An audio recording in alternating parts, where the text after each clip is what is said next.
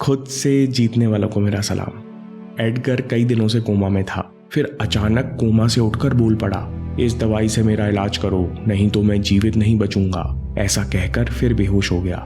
सभी डॉक्टर्स हैरान थे कि कोमा में पड़ा व्यक्ति अचानक से बोल कैसे सकता है।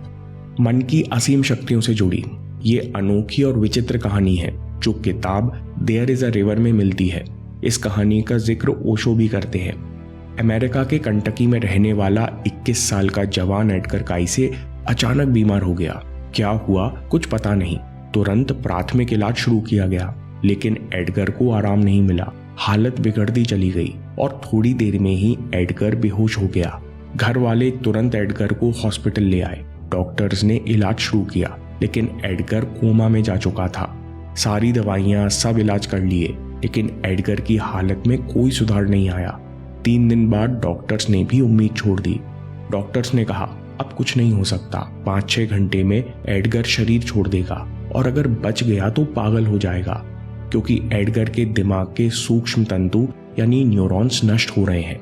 कुछ देर बाद अचानक एडगर ने तेज आवाज में कहा, कई साल पहले पेड़ से गिरने के कारण मेरी रीढ़ में चोट लगी थी, जिस कारण सूक्ष्म नसों में कुछ खराबी आ गई है।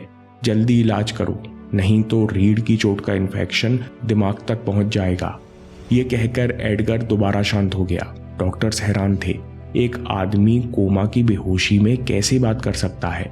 एडगर ने बेहोशी में डॉक्टर्स को कुछ 4-5 जड़ी बूटियों के नाम बताए और दवा बनाकर पिलाने को कहा, पर डॉक्टर्स को एडगर की बात पर यकीन नहीं था। 2 कारण थे। पहला, एडगर कम पढ़ा लिखा क्लर्क था, उसका दवाइयों से कोई परिचय नहीं था। दूसरी बात, जो दवाई एडगर ने बताई थी उनका नाम किसी ने नहीं सुना था, लेकिन डॉक्टर्स के पास कोई दूसरा उपाय नहीं था। आखिर में एडगर की बताई जड़ी बूटियां खोजी गईं और दवा बनाकर पिलाई गई। अगले दिन ही एडगर को होश आया।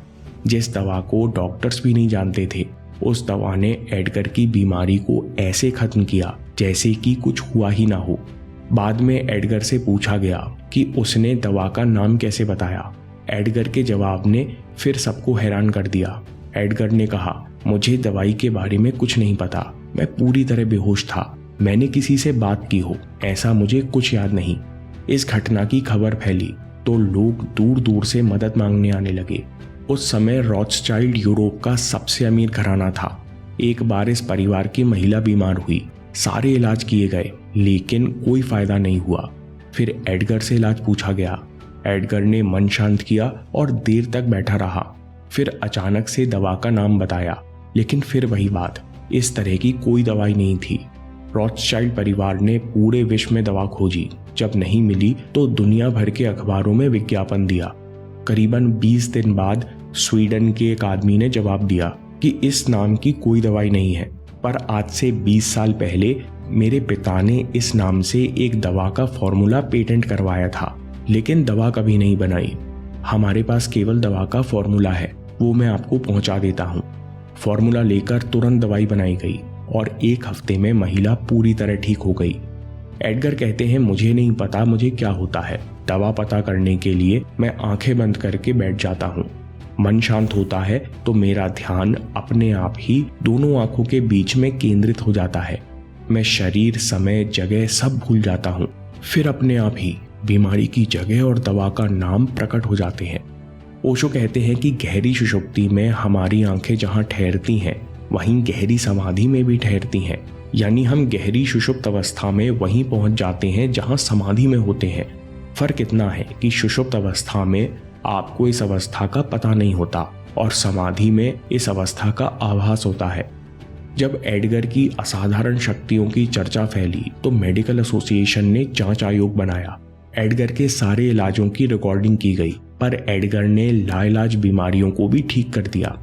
आखिर में मेडिकल एसोसिएशन को पहली बार बिना मेडिकल डिग्री वाले युवक को डॉक्टर स्वीकार करना पड़ा। यह आश्चर्यजनक बात अखबारों ने खूब छापी और एडगर सब जगह पहचाने जाने लगे और एडगर का नाम दूर दूर तक फैल गया। एडगर बिना फीस लिए हर दिन 2 मरीजों से मिलते। एडगर ने पूरे जीवन करीबन 30,000 लोगों का निःशुल्क इलाज किया। स्वामी विवेकानंद पूछते हैं, गुरुत्वाकर्षण का नियम कहाँ छिपा हुआ था? वो न सेब में था, न धरती के गर्भ में छिपा हुआ था। पर जब न्यूटन ने सेब गिरते हुए देखा तब उसने खुद से सवाल पूछना शुरू किया कि चीजें नीचे क्यों गिरती हैं। न्यूटन ने अपने अंदर सारी इंफॉर्मेशन और विचारों को रीअरेंज करना शुरू कर दिया और लॉ ऑफ ग्रेविटेशन की खोज की। इस कहानी से पहला लेसन, आपका मन ब्रह्मांड के असीमित ज्ञान और शक्तियों से जुड़ा हुआ है। जब न्यूटन ने शांत होकर विचार किया, जब लगातार कुछ समय तक धैर्यपूर्वक अपने मन में ही जवाब खोजता रहा, तब न्यूटन उस सोर्स से जुड़ गया जहां से हर प्रकार की नॉलेज प्रकट होती है।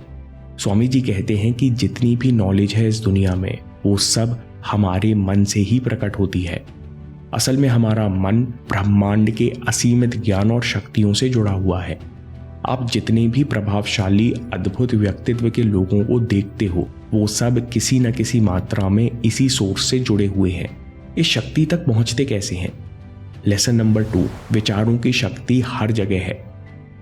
स्वामी जी कहते हैं कि ज्ञान और शक्ति कभी नष्ट नहीं होती। अच्छे और बुरे विचार भी कभी नहीं मरते। ये सब वाइब्रेशन के रूप में हर जगह उपलब्ध है। यानी अच्छे और बुरे विचार, शक्ति, साहस, नॉलेज के सिग्नल्स सब सुलभ हैं। सब ही आसानी से सोचे और प्रयोग किए जा सकते हैं। कैसे? लेसन नंबर 3, खुद को परफेक्ट रिसीवर बनाओ। अगर हम मन शांत करके अच्छे एंटीना या रिसीवर बनते हैं तो ये शक्ति हम में से प्रवाहित होने लगती है। स्वामी जी कहते हैं कि हमें दुनिया के फैक्ट्स जानने की जरूरत नहीं, गुप्त विद्या या रहस्य सीखने की जरूरत नहीं, केवल मन को परफेक्ट बनाओ। स्वामी जी कहते हैं mind is the only instrument we have to know to master the universe. इस दुनिया को जीतने के लिए मन ही एकमात्र साधन है। यदि हम मन को नियंत्रित कर सकते हैं तो विचारों और भावनाओं के साथ साथ हम अपने आसपास दुनिया को भी नियंत्रित कर सकते हैं। Lesson number 4, concentration is the secret. Swami ji पूछते हैं मार्शल आर्टिस्ट और साधारण आदमी में क्या अंतर होता है? मार्शल आर्टिस्ट अपने शरीर की सारी शक्ति एक मुट्ठी पर केंद्रित करना जानता है, इसलिए उसके मुक्के इतने घातक होते हैं। यानी सारी शक्ति कंसंट्रेशन का ही स्वरूप है। उसी तरह जितना मन एक सब्जेक्ट या लक्ष्य पर ध्यान देगा उतना ही शक्तिशाली होता जाएगा। इसलिए जो भी करो उसे संपूर्ण ध्यान और समर्पण से करो। इसके अलावा शक्ति और ज्ञान का कोई सीक्रेट नहीं है। स्वामी जी कहते हैं इस तरह से मन न केवल शक्तिशाली होता है बल्कि विषय वासनाओं से भी मुक्त होता है। फिर जब दूसरे विषयों से मुक्त होकर मन खुद को जानने के लिए अंदर मुड़ जाता है तब अपने सोर्स से जुड़ जाता है, जहां से ज्ञान, पौरुष, धैर्य सब कुछ अपने आप प्रकट होता है। फिर ऐसे इंसान के लिए कुछ भी करना कठिन नहीं रह जाता। पढ़ने का सही तरीका क्या है? ध्यान का उपयोग कैसे किया जाता है? इस पर स्वामी जी का अगला वीडियो देखिए या बात के लिए सेव कर लीजिए। आपके समय से कोई वीडियो, कोई ऐप, कोई न्यूज़ कीमती नहीं है। मैं काम के किस्से लाता रहूंगा। हम जीतेंगे।